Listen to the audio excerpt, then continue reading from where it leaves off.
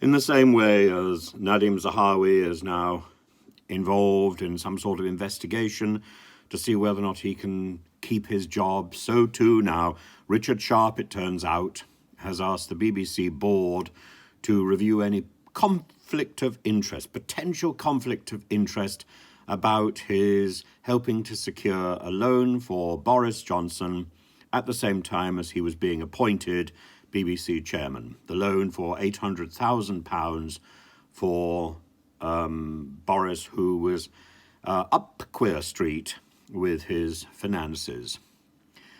He has said that the row is a distraction for the organisation, which I regret. Of course it's a distraction. Again, like Zahawi, we are in the presence of somebody who is clearly not above suspicion. How can one run an organisation which is already in trouble if the head of the organisation is being queried about dodgy relationships with the then Prime Minister who was up Queer Street? I mean, you know, the whole thing, it doesn't ring of probity and truth. It smacks of dodginess.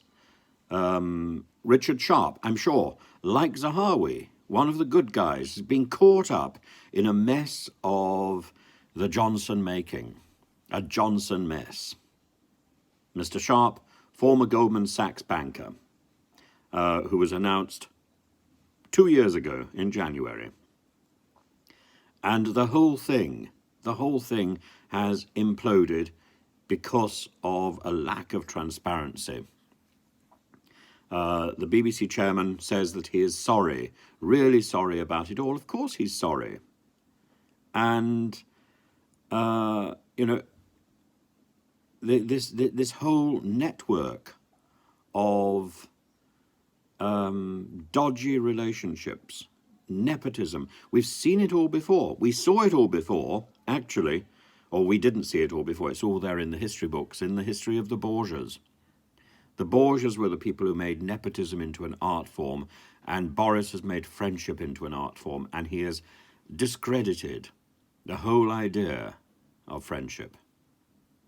It's not a positive experience to witness this or to even talk about it.